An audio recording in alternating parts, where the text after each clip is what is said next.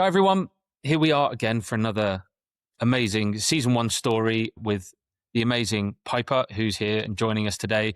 We're going to be delving into her story, why she loves football so much. So, yeah, Piper, welcome. How are you? I'm good, thank you. How are you? Good. I'm very well. You can probably hear it's currently pissing it down with rain and super windy, but Yeah. can't complain. Can't complain. We're all good. So we're going to kick straight off. I want as many people as with these sessions to get to know you, get to know our members, create some visibility for you, all of the great work that you guys do, the passions you have, the reasons why you're in. So these stories are very much about you. And hopefully we can connect as many people who are within football as possible to you and what you do. So firstly, tell us a little bit about you. Who are you, what you do, where you're from? Yeah, so I'm Piper. I am a graphic designer based in Norfolk. So out in the fields, lovely and relaxing. I started graphic design about 3 years ago now. It started off as just a little hobby, something to do. My dad's a sports photographer, or he was. So I kind of had a little bit to mess around with. So that started off on Photoshop, just messing around, as I said, nothing too special. And then I found that I quite liked it, and playing football at the time, grassroots is missing kind of that coverage. You get like, your bog standard full-time post, maybe a picture from the game, but you don't really have anything that tells a story about it. So I kind of decided that I wanted to step into that and give people that coverage. Because obviously I had that growing up with my dad, and it was so much fun. Everybody loves seeing like their face on a graphic or a little picture, something that they can share and just tell them more about themselves, basically. And then I had a couple of health problems, which meant that I couldn't play anymore. And football was a massive part of my life, so that kind of hit me quite hard. I felt a bit lost, which is when I decided to step up my graphic design as something more than just a little hobby and kind of jump into that and lean into that because, yeah, football was my identity and I lost it. And it's a really hard thing to navigate. So I found that my graphics was kind of giving me that space to be myself again and make me feel a little bit like I used to. So that was quite fun. And here we are today, making some really cool graphics for people. I love that. I love that. What a great introduction. There's so much there, even just there to unpack. I hear you completely about the identity thing and something that we've all done. I mean, both in and out of season one over the years, my own journey. I was for completely different reasons one of the many young people who wanted to get into professional football. Right, it's what I wanted to do from day dot since I could walk. And obviously, I was very lucky to have a great journey from West Ham Chelsea's academies through to a short stint at Wickham, as we had ascertained Yes. before you were born with Wickham Wanderers. And when you don't have that anymore, like you really kind of struggle to find a sense of purpose. And obviously, I know because I do a fair bit of the graphic design work and have done in the past as well. What a wonderful outlet that is, where kind of those barriers are down. You can kind of express yourself in a weird, similar way to what you would do in the pitch. Exactly, yeah. So talk to us. You said you kind of just fell into like playing with Photoshop and I guess being pretty curious about it. Are you completely self-learned? Talk to us about this kind of learning journey you did, because again, Yes. people have those different journeys with the creative. Some people have, the degrees. Like, talk to us. What was your kind of learning journey with the graphic design? Yeah, so I mean, I grew up around my dad who was wedding photography, sports photography, logo designing. So I was around that pretty much, the entire important time of growing up. So I am quite a creative person. I always have been. And one day, I think he used my laptop for something and he logged into his Photoshop. And obviously, I didn't have the means to pay for Photoshop because it is very expensive. Shout So out I to just Adobe. opened it up, Shout out to Adobe. Free, definitely. free subscription. So I kind of thought, like I'll just open it up and see what it's about. And obviously, I had no idea what any of the tools were. I didn't even know how to choose a color to use in it. Uh, and then I thought, is this something that I want to do? My secondary school didn't really have a media course at the time. So I was doing, all the PE, biology stuff, but never anything that would teach you how to use it. So essentially, I jumped onto YouTube and I was just watching videos on what each tool does, how it works. So I started off very, very like bog standard, coloured background, picture of a player, text, and that was it. And I was so proud of that at the time because obviously that's like just creating something kind of filled a gap that I didn't know I needed to fill. And then as time went on, social media is massive. I was seeing things on social and I was like, I wonder how I could do that. That's a really cool concept idea. And I like that picture and stuff. So, and then it was just kind of the situation of going back to YouTube and looking up how to clip and mask a picture into text and looking up at how to add a gradient and things. So yeah, completely self-taught thanks to YouTube and Instagram. TikTok, especially now at the minute, is insane just for like tutorials on how to do stuff. I did A-level media because that then opened up literally the year before I chose my A-levels. However, that didn't really open up the world of graphics to me. That was more film and broadcasting, which again, I fell in love with. You're creating something. I just love having an end product that you can see and that just boosts things, like boosts football. Or the film I made was actually based around women's football, which at the time it wasn't as big as it was. So, I did face the backlash of the typical people in the class that's like, oh, why are you doing that? What, that's rubbish, whatever. But that kind of opened me up to more of the content creation side and just kind of confirmed that I wanted to do something in the football industry, which was creative. So yeah, then after that, I moved out to Norwich for university, which is when my health problems started. So I was studying physical education because, again, loved sport just my whole life. And that's when my health problems started. So I then had to drop out of that. So I don't have a degree. I don't really have any qualifications after my A-levels. But I do feel like in the kind of industry now, you don't necessarily need them. Like, there's so many resources, especially on season one and like out there, on the internet, that you can constantly learn from. And I found, you start to apply for jobs and it's like, you need a degree, you need all of that stuff. But going back to it, experience, like, I think personally, experience in the industry is way better than a degree, because your degree teaches you, like, I looked at some of the degree courses currently, and you've got like your fonts, all of that stuff, marketing yourself, which again, there are courses on elsewhere. But what I found looking at them, because I was thinking of going back to university, is that they don't kind of give you the experience of being in the industry and the storytelling side of it. I found looking into it it was just lacking that. It just seemed a bit robotic. So yeah, I think being self-taught has actually opened up a different perspective for me to look at it. Yeah. And I probably wouldn't change that, to be honest. No, it's such a great reflection on your journey, and I think gives a lot of people confidence who are kind of, especially in the, from the creative niche. And I'm the same, right? I went to uni for a year back in 2004. Went to Bath Uni to play full time football. They had a team there and study. This was after I left Wickham, and I got injured very quickly, quite a bad injury, and quickly realised that I wasn't really there for the uni. So I didn't finish the degree, and you go out to the world. And I definitely think that maybe industry depending, it doesn't matter because I haven't had that kind of full degree experience, but there's certainly a lot that you can do and apply, and especially in creative pursuits, content creation, graphic design, as you're talking about. There are enough resources and you have enough time to lift your kind of expertise and your experience into that. And the joy of, I guess, graphic design is that there are no boundaries to what you can create when you can create it. So, excuse me. So, yes, you've got the work that you want to kind of put out there and get for jobs and you're doing with clients, but you can just sit and create a campaign for somebody. You Yeah, can sit exactly. and have an opinion about a campaign or a brand and actually be able to communicate that. And I think the big thing you said there, which is what we're really trying to grow out in season one, is this: how to communicate, because technical skill and self-learning, which you've shown you're an example of, is there. You can sit, you can follow instruction, you can learn the technical abilities for these tools.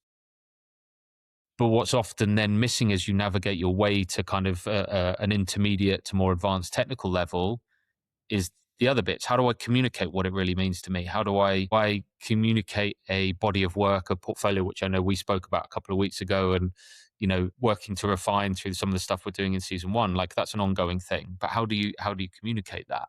And we'll come on to that again, I think, in a minute. But going back a step with, you said you have had this kind of lifelong passion, love with football. Tell us about it. Like, how have you got into football? How has your kind of love and passion for the game come about? Tell us a story. So I must have been about 3. I'm a twin, and I decided that I didn't like all the things my sister liked, which was all the pinks and the purples and all of that stuff. I wanted to be out there in the mud, climbing trees, all of that stuff. And I had far too much energy. Like, looking back on it, I must have been an awful kid to look after. So my dad was like, why don't we try some hobbies and stuff? So I went through probably anything you could think of. I did guitar, I did all the instruments, sports, all of that. And the only one that really stuck for me was football. So I started playing that pretty much as soon as I could walk and kick a ball. And that was a lot of fun. My dad was doing photography, so obviously I have loads of pictures to look back on, which is absolutely brilliant. Like, I literally wouldn't change that for the world. Who were your players? Who were your kind of people you looked up to as you were growing up playing? It's got to be Gareth Bale. So, unfortunately, at the moment, I'm a Tottenham fan. I have been from the day the day I was born, really. My dad made me. But yeah, Tottenham fan through and through. I used to watch Gareth Bale running up the wing, and I decided that was going to be my thing as well. So that was pretty much what I was known for a long time in my football, was being on the right or the left and just running it up and either getting it in or getting it in the goal. So he was absolutely massive for me. And at the time, obviously, women's football wasn't really a thing. Mm.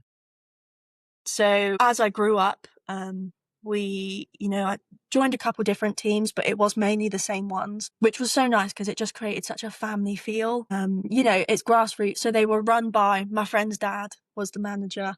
Another one looked after the kit. So we played on a field. It wasn't anything special. But then as I progressed, we had a team where we partnered with Tottenham.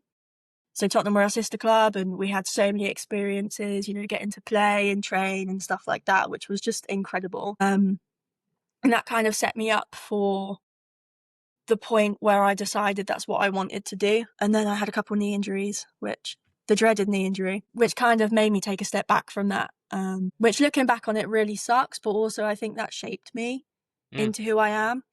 And it was around that time that, the England's Lionesses were getting a little bit more visibility.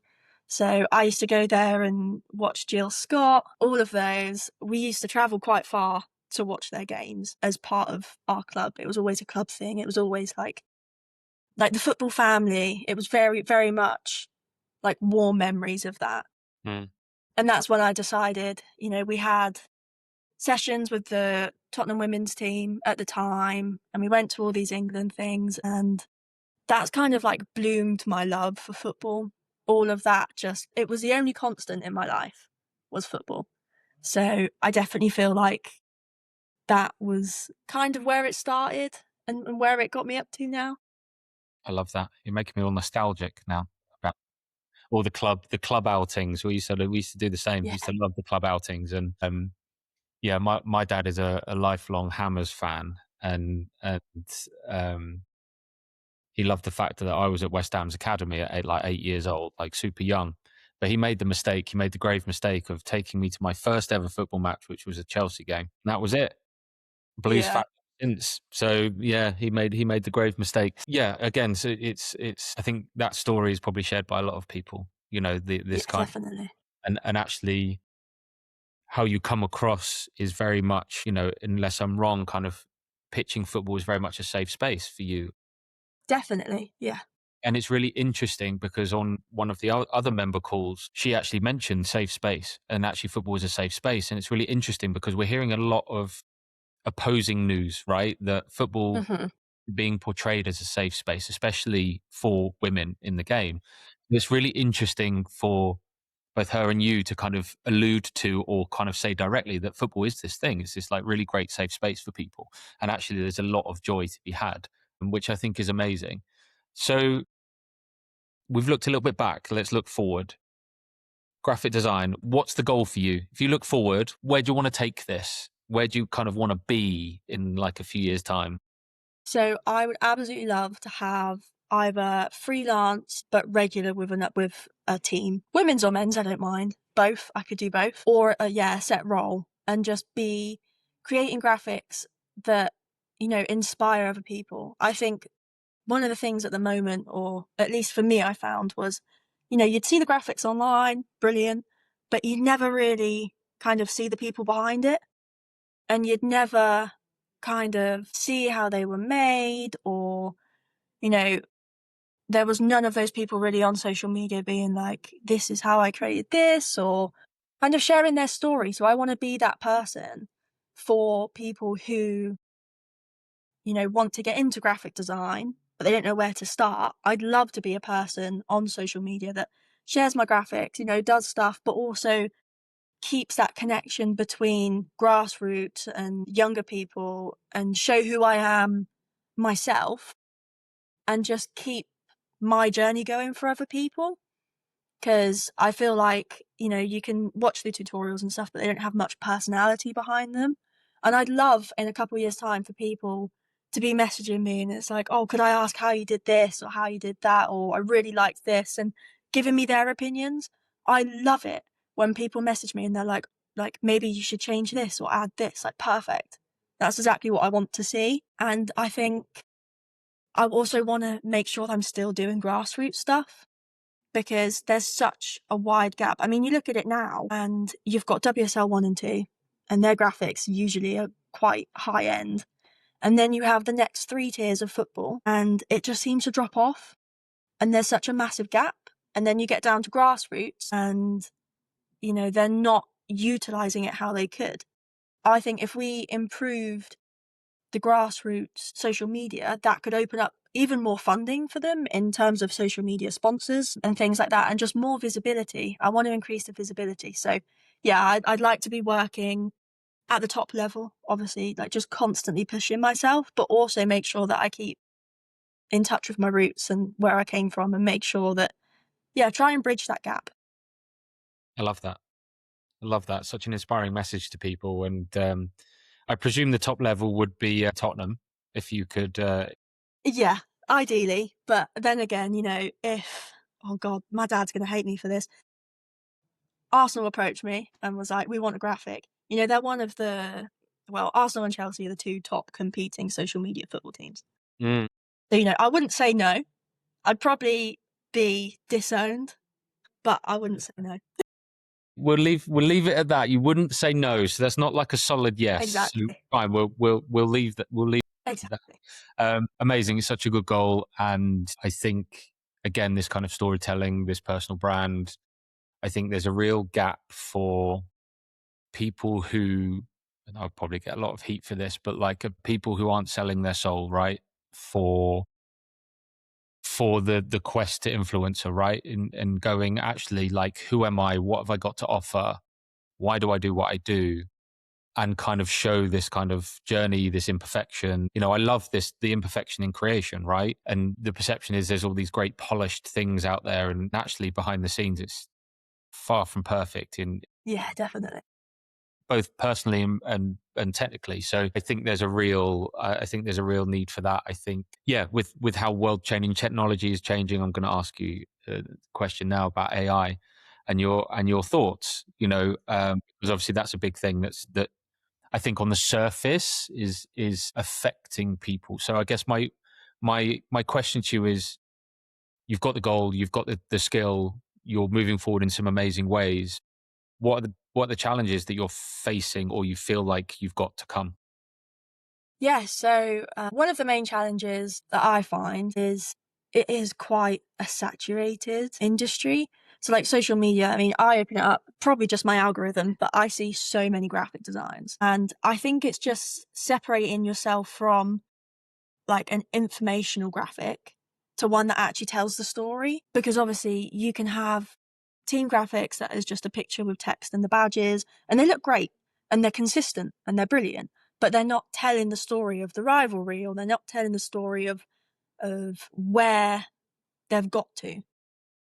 So I think kind of I need to separate myself more from your normal graphics that, you bog standard ones, and kind of push myself more into that storytelling. Also, as you mentioned with AI, it's so easy now for someone to just put in a quick little prompt and get something back, whether that's a logo or there's loads of posters going around at the minute, which is fine. I understand the ease of everything, but AI can't tell the stories that we're telling. It's fine in terms of, I do use AI a fair amount for prompts, and if I need asset creating, I'm not quite sure how, I can ask it and it'll create it for me or inform me of how to do that. And I think sometimes if a client's coming to you with an idea for a logo of something, like, fair enough, if they come to you with an AI kind of mock-up so you can get an idea of where to go with that, I don't have a problem with that in my mind. But I think it is at the minute, it's just so easy to create something in seconds that, people starting off would be like, yeah, that's fine. Like, that'll do. That's okay. And it kind of blocks us designers out a little bit, because we could give it more story and more kind of feeling behind it, than just the prompt that they put in. It tends to be a bit basic. So that's what they get out of it. I think such a bone of contention, right, for so many industries, and you see it a lot for creative. And I am a big advocate for the use of AI, but in a way, the way I kind of coin it is this kind of human machine human pathway where there's like an extensive human input. So like the way I would treat, you talk about storytelling and narrative, which is amazing, and I think it's something that will set the best designers, content creators, whatever apart. Is almost thinking of yourself as like a commentator. A commentator before a game has to go and do so much research about the game, the players, what they've done, their injuries, their caps, their goals, their XG, etc., the heritage of the game. So many facts and figures. So I very much see like, and they have to portray that information very quickly, right? Because they're working in the context of a 90-minute game. Graphic designers are the same. They're just doing it through a different medium. So for me, like that research beforehand shouldn't be any different. Is going, right, I'm going to spend 90% of the time that I'm being paid for to do the research, to then be able to go, I can take this narrative and build a solid, high quality graphic quickly, which is obviously time constraints are the big issue with any sport, right? Moves quickly. You Yeah, got, definitely. and for me, AI can do a lot of that work with me. So it's not, and I'm over time wanting to teach more and more people that a quick prompt is never the answer, right? A long conversation breaking the system is the prompt, right? Mhm. So I use it for that. It's like, cool, I can do what would be hours and hours and hours and hours of research in Yeah. an Yeah, hour. definitely.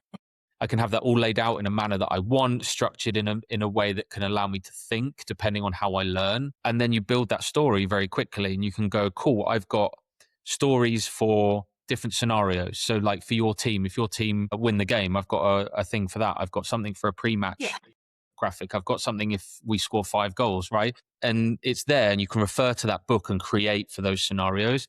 And I don't think enough people spend that equity and use the tools to do that.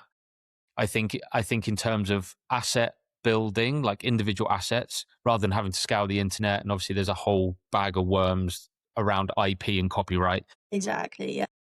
and especially with AI, and they're going to hopefully work that out at some point. But the Supreme Court have just said that copyright doesn't apply to AI generated imagery. So like really difficult. But you've got those to create assets. But essentially, the thing is a inherently human thing, right? The story, the creation is a human thing. That should be the output. So you kind of got input human, machine collaboration, and then in this human output. Yeah. And you can do something that's much higher quality in exactly the same time as if you just input into AI and it gives you something like that's not quite right. And then you have to spend an hour trying to get that image right. And the longer you try and do it, the worse it gets. So, I don't think yet. Yes, there are challenges because a lot of clubs, organizations will go, cool, this is a quick and easy way to do X. And they don't actually realize that it's not really quick and it's not that easy to do to get Mhm. output. So I less think the challenge is AI taking creative roles, I think for now anyway, but I think the role there's a confusion over what it can and cannot do and where the human comes. And I think, like you said, working on that narrative in your portfolio is hugely important, because that will tie Yeah. in what you're creating. It's super, super interesting. And it will carry the conversation on with some of the other guys, and talk about it more and see how we can kind of integrate and be these human machine, human creators in football. There's a Yeah. whole thing there. Okay, I'm going to move on. I've got a couple more questions. This is one we ask a lot of our guests. Obviously, with these stories now, we want to ask you, because you are the guys who are going to be occupying the future of football. It's not going to be old men like me. It's going to be people like you, hugely talented, hugely passionate, really forward thinking. So if we were to start football again, blank slate right now, and you had the opportunity to implement one thing, what would it be? That's a tough question. I think it would have to be something along the lines of, I think probably the money or sponsorships. I think I'd love to see it slightly more even, and not even just between the men and women's game, but like the different kind of tiers of football. I think there's just such massive drop offs. And then not only that, but also between the clubs. I'd love to just see it a little bit more even in terms of their opportunities, like the funding that they've got for different opportunities. Because I do feel like if even grassroots had a little bit more, or some of the lower teams just had that little bit to push it, there wouldn't be such a massive gap between the football tiers. I Mm, think it would be so much more inclusive and so much more of inviting environment and engaging. And I think that comes from me being very, very much like not trying not to forget about grassroots. But yeah, I think that's what I'd like to see. nice. So a stronger redistribution of wealth Yes, definitely. within the football. I love that. I love that. Last question. Obviously, you've been with us on season one for a pretty short period of time, but if like from navigating it, have there been any kind of big takeaways for you being part of the season one community? Like, how has it helped you, or how is it helping you doing what you do with the graphic design? Yeah, so I think the biggest thing that I found so useful is just all the resources. Like having, I love my graphic design, but I'm not very good at selling myself, or I'm not very good at kind of like hyping myself up, or understanding kind of how to sell my personality more than just my skills. And obviously there's loads on there about stuff like that. So I found that really useful to just watch through and read all the comments that people have put on it, and kind of take other people's opinions on those subjects into my own. And that's taught me so much already just in the couple of weeks that I've been on it. And the challenges as well, obviously just recently added. Mm, But that is something that just, it makes you think more. And obviously there's one of them, which is like the timed ones, where it is in the industry, you would not have long at all. So I think kind of you come into graphic design and you think of it like, oh, I've got a week to create a graphic for Saturday or whatever. But should something happen or something change, when you get to those higher levels, you don't have a week. You have maybe an hour, 2 hours at most. So I just love that, there's resources in there that really make you think about being in the industry and all the different challenges of the industry. To kind of like, because obviously I'm self-taught, so the progression is so helpful from those accessible resources, that I find I've grown myself already since being in there to a position where now I am in a paid job on a Saturday doing that, because I managed to sell my personality as well as my techniques. So yeah, that's a massive help. amazing. I mean, it's so amazing to hear as well. And I think your bit there about the challenges, I think there we really want to grow this part of what we're doing with season one. And you'll start to see that more and more this year with our refined pathways and these challenges to really replicate as many parts of the industry as possible. We've said earlier in the call, we were talking about experience, right? And a lot of people go through this doom loop of, I see the job advert, says experience, I don't have the experience, therefore I can't apply, but I need a job to get experience. And they kind Mhm. of stay in this paralysis. And it's like, that to a point that's true, but actually we have a massive opportunity with all the tools available to us to self-learn like you have done, but sometimes you need more. And what we want to do and what we are doing is, as best as we can, replicate some of those real world workplace constraints and skills that you need. So, like you talked there about time constraint, right? In what you do, time constraints are everything. And you've got the ability to repractice. How can you become better and more efficient and higher quality by doing that? Like an hour, 2 hours, and we've got a 2 hour one that we'll probably do live, and we'll do a group of us together and we'll do it.